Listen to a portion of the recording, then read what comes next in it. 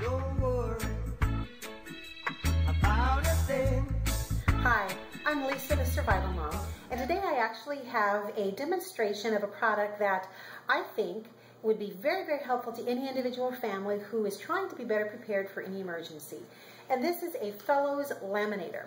Fellows Laminate has laminating machines in different sizes and styles, but the company was kind enough to send this one to me to try out and to see how survival moms could use this in one way or another to be better prepared.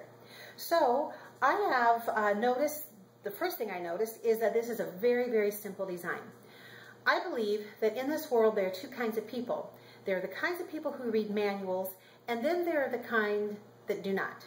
And that would be me. I do everything I can to not read a manual. So I noticed, first of all, this has an on-off switch in the back that is self-explanatory.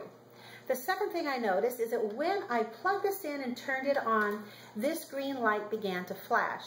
And I noticed that right next to it was a button that looked like a little snowflake, and that is for cold laminating. There are some things that do not require heat in the laminating process. And then there are 3 more buttons over here, and I have this warming up right now. But depending on the thickness of the film that you're going to use, whether it's 3 millimeters, 4 or 5 millimeters, there you go, you just get to choose, because I imagine that something thicker needs a little bit more heat.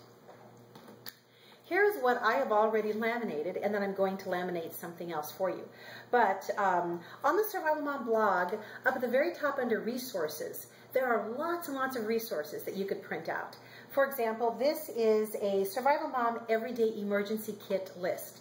And it lists what you might want to have in an emergency kit to keep in your car or to just have by the back door or someplace handy if you ever have to just, get out real quick. The other sheet that I printed out is one for the grab-and-go binder. And I found that the grab-and-go binder is something that takes time to pull together. And so when I was putting this together for our family, it took a while to get all the documents there. However, if you have a dry erase marker, and now this is not a dry erase board, okay? But I noticed that I can just do a check mark, or I can cross out what I've already done and just keep track of it that way. And when I'm finished or in the process, just punch 3 holes in the side and put this in my Survival Mom binder along with all the other information and hard copies of things that I'm going to be needing. Now, for today, for this little demonstration, I have an ID paper for my son. It has his photo on the back, and it has his name, his date of birth, his height, weight, hair, etc. And on the back side, I could also have put his fingerprints.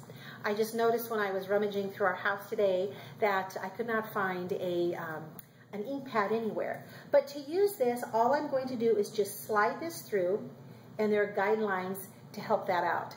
Very, very simple, and it does just a stellar job of laminating this. And it really is just up to your own imagination or your needs as to what you would laminate. Here's some suggestions that my readers and friends on Facebook suggested. First of all, in your Survival Mom binder, you really should have a section for family members, and maybe even one divider per family member, because that would have employment information, education information, vaccinations, medical reports, all different kinds of data about that individual person. And so you might want to have a sheet just like this at the front after that divider. And so my divider would have my son's name on it and then have this sheet of information. Also, don't forget your pets.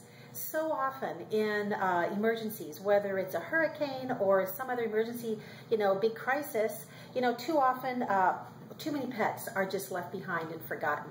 So this is what the finished product looks like. All right, it's nice and fully laminated, and it's nice and sturdy, and it's ready to be put to use. How about also laminating a chore list for your kids, or maybe a homework chart? How about a reading chart, a free reading chart? Over the summer, I forced my son to read 40 minutes every single day, and he didn't love it, but I would have to keep track, did you do it on Monday? Did you read on Tuesday? And so maybe kids, I have found when I was a teacher and now as a mom, they love to check things off and cross things off. What about an evacuation checklist? I happen to know that there is a great evacuation checklist in my book.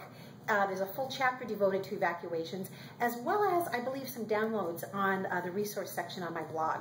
How about medication lists, listing each member of the family and the medications they're on and the dosages? How about just making a whiteboard for when the kids get bored? Emergency cards, and by the way, right now with school going on, just about every kid in the nation is going to be having those student photos taken, and you're going to be looking at all those photos that come in the package and say, okay, you know, we've given them all to relatives, now what do we do? Well, why not use one of these smaller laminating pouches and make your own IDs? And you can actually punch a card in the top of your homemade ID, put it on a lanyard, and when the family is on vacation, or if you're away from home, you know, for a longer period of time, have your kid just wear that lanyard and tuck it inside their shirt.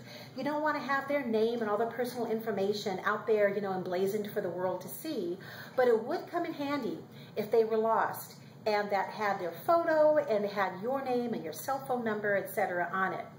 Evacuation maps. Have you thought about just printing out or taking a section of a map in which you have marked various evacuation routes and laminating that and putting that with a bug out bag or an evacuation kit? Important contacts. You could laminate insurance cards to keep in your car. How about emergency instructions? I mean, have you ever had to turn on the generator or turn off the water or the gas and you wonder, how did I do this again? Well, why not just type or handwrite those out on a piece of paper and laminate those and have those to keep indefinitely? And finally, if you have kids around or grandkids, what about instructions for calling 911? So if you have children, maybe you could train the oldest or the 2 or 3 oldest kids, you know, what to say to the 911 operator. And while, you know, kid number 1 is on the phone, maybe kid number 2 could be going through the house and, you know, putting all the pets in a safe, confined area. And maybe turn on the outside lights if it's at night. Making sure that the injured person or whatever the emergency is being taken care of. And all of that could go on a laminated form that you could just tape on the inside of a door somewhere in the house. So those are just a few tips, but I have more suggestions on my website. Go to www.thesurvivalmom.com and you will see resources at the top, on the top menu bar, and do a search for Laminator. And you will find lots more to get your laminating energies going. So I want to thank Fellows for providing me with this laminator machine, and I hope that this information has been helpful to you in getting your family ready for everyday disasters and even worst case scenarios. Thanks. Bye.